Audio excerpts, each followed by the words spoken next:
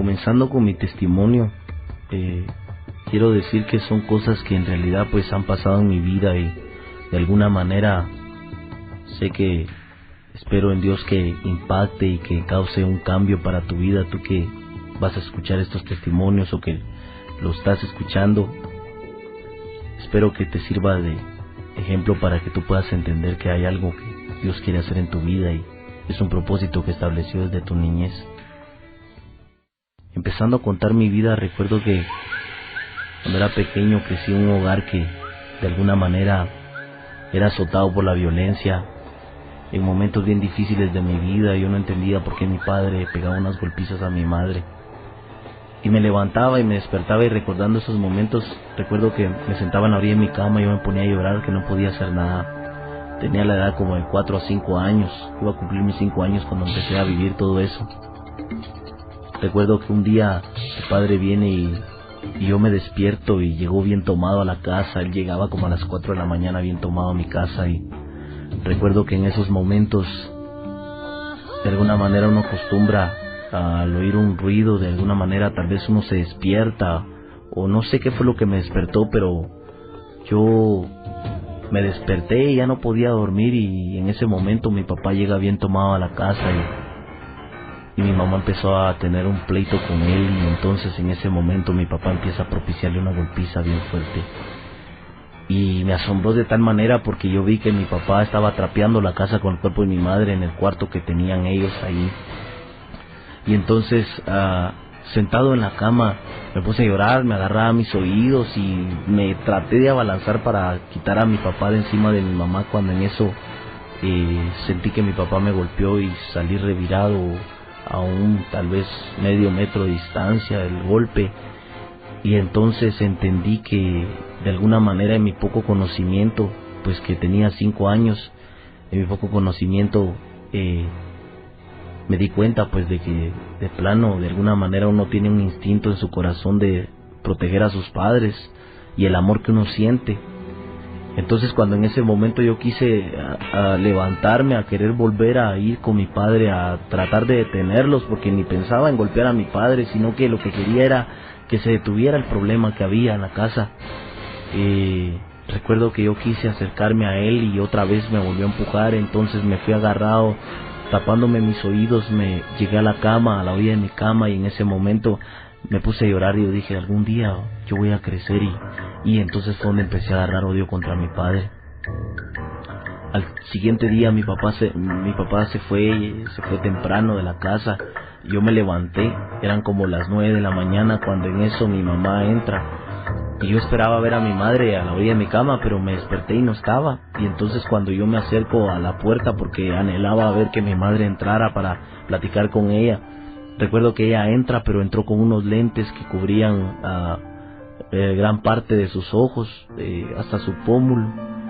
Andaba toda morada en su rostro, yo no alcancé a ver eso, puesto que creo que en ese tiempo no recuerdo bien si en la casa pues se usaban algún tipo, una luz muy baja o no sé si una candela. Y entonces en ese momento me sorprendió ver a mi mamá cuando se quitó las gafas y empezó a llorar, y entonces llamó a mis demás hermanos. Nosotros somos 5, yo soy el más pequeño de todos, y nos llamó, y yo estaba en medio de ellos y empezó a abrazarnos y a besarnos a uno por uno. En eso le pregunto a mi madre y le digo, mamá, ¿a dónde vas? Le digo, voy al mercado, ¿qué quieres que te traiga al mercado? Y yo recuerdo que cuando yo le pedí que me trajera del mercado un jugo, porque acostumbraba a pedírselo, pero me sorprendió algo, me llamó mucho la atención que mi madre de alguna manera no estaba vestida como ella acostumbra. Nosotros como niños crecemos viendo a nuestras madres y tienen una forma de vestirse, depende de la ocasión a donde vayan, y en ese momento yo vi que mi madre no iba al mercado, estaba muy trajeada como para ir al mercado. Y entonces me doy cuenta y siento en mi corazón que me estaba mintiendo. Algunos de nosotros yo creo que hemos sentido algo así. Y entonces sentí que me estaba mintiendo y entonces yo vengo y me acerco a mi madre y le digo, ¿pero a dónde vas? Voy al mercado. Y entonces nos reunió y empezó a besarnos y empezó a llorar. Entonces viene mi madre y abre la puerta de la casa. Y en la casa de mis padres hay una como verjita pequeña para poder salir a una siguiente puerta que es la que da a la calle directamente. Yo me paré y salí a la puerta principal y de ahí a la segunda y me quedé en las gradas. Pero la segunda puerta para salir al callejón de la casa, salir del callejón directamente a la calle, esa puerta es de malla. Y recuerdo que mi mamá se agarró de la malla y fue la última vez que yo logré ver a mi madre. Si tan solo hubiera sabido yo que la iba a ver por última vez, tal vez yo me hubiera acercado a verla y abrazarla, decirle que por favor no se fuera. Tal vez de alguna manera rogarle, a pedirle que no lo hiciera. Tal vez yo no tenía conocimiento de qué era tanto lo bueno y lo malo. Lo único que recuerdo fue la última vez que la logré ver en ese momento. Y yo quise acercarme y yo lloraba y le preguntaba a mis hermanos que por qué pasaba eso. Y mi mamá estaba llorando agarrada de la malla y bueno, se puso su mano en su boca y nos tiró un beso y empezó a caminar para arriba y se fue. Desde ese momento empezó la situación, cuando recuerdo que eran las 7 de la noche, las 10 de la noche, y mi mamá no regresaba del mercado. No habíamos comido en todo el día. No habíamos comido nada porque todos estábamos llorando en la casa. Yo creo que fue un día como de luto, fue un día como que se hubiera ido alguien. Y claro, se fue alguien, pero hubiera sido como que se hubiera partido de una vez o hubiera muerto alguien, porque nadie quería hablar de ello, todos llorando. Yo no entendía nada. Y en eso llega mi papá como a las 12 de la medianoche y yo le pregunté, papito, ¿y mi mamá qué se hizo? Y me dice mi papá, tu mamá no va a regresar, se fue para Estados Unidos, nunca va a regresar, no podemos vivir juntos. Mi corazón se amargó. Cada vez que me sentaba en la orilla de mi cama yo decía, voy a ser malo. Mi papá llegaba a veces y me encontraba en la calle y me pegaba unas golpizas que hasta me dejaba 3 días con temperatura. Y entonces empecé a crecer con odio en mi corazón y cada vez que él se daba la vuelta yo le decía, te voy a matar y te voy a matar. Y tan solo hubiera sentido y hubiera sabido yo que de alguna manera yo podía hacer algo. Y para mí no había nada, no existía nada, había rencor, odio, eso era lo único que gobernaba mi corazón. Y eso era lo único por lo que yo creía. Empecé a conocer a unos muchachos en el colegio y me empecé a andar con ellos. Y un día llevaron una pistola calibre 22 a mi casa y empezamos en un patiecito que hay en mi casa a quebrar unas botellas de soda y empezamos a dispararles con una calibre 22, pero yo no distinguía una pistola verdadera de una pistola de juguete o de balines. Yo lo único que miraba era que hacía bulla y yo creía que todas las pistolas eran iguales, ¿va? Salvo que las que fueran de juguete directamente como las de agua, pero yo no entendía bien, todavía no distinguía. Llegué a mis 7 años y estábamos jugando en la verja de la casa, cuando en ese momento pasa un hombre con el rostro todo tatuado y yo logré ver así en la calle que iba caminando y me vio con la pistola calibre 22 y me dijo, Jomito, cáigale para acá y venga. Entonces yo me acerqué y le dije, ¿qué pasó? Le dije, mire, me dijo, si usted así como se avienta para dispararle a las botellas, me dijo, así como se avienta usted para eso, yo le puedo enseñar a hacer otras cosas mejores que eso, me dijo. Véngase conmigo, me dijo, y le voy a enseñar un par de cosas ahí. Órale pues, le dije yo, y me fui. Y empecé a andar con él y un día, casi a cumplir mis 8 años, no se me olvida, me llevó a una barrotería y en una colonia X me dice, ven, párate aquí, te voy a enseñar, ves para allá, a la esquina, me dijo.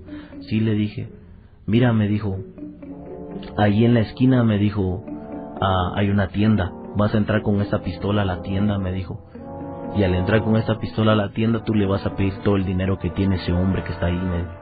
Órale pues, le dije yo, me fui y me paré adentro de la tienda y le dije, mire, ¿sabe qué? Le dije yo, tenía 8 años, ya casi a cumplirlos iba, cuando llego con mi arma y me acerco y le digo, deme todo lo que tiene, deme el dinero. Entonces empezó a querer reír de mí, pero cuando él se ríe de mí, yo empecé y me acordé del rostro de mi padre, que como que se burlara de mí, como que de alguna manera me hiciera sentir menospreciado, como que de alguna manera me hiciera sentir mal, como que yo no valía nada, y me acordé de los momentos en que mi padre me pegaba, y entonces agarro el arma y se la pongo y se la meto entre los barrotes y se la pongo en la cara casi y le digo, usted no me conoce, y sabe qué, si no me conoce, mejor deme el dinero porque aquí lo voy a matar. Era un niño de 8 años. Cuando él vio mi expresión, no sé qué vio en mi rostro, él se asustó tanto y me dio el dinero, me dio 500 quetzales y me fui corriendo y se las llevé al muchacho que me había empezado a decir que anduviera con él, y me fui con él y me dijo, bueno, compremos, y me compró un pedazo de pizza. Eso fue lo único que gané y yo no sabía que lo que cargaba era una pistola de juguete.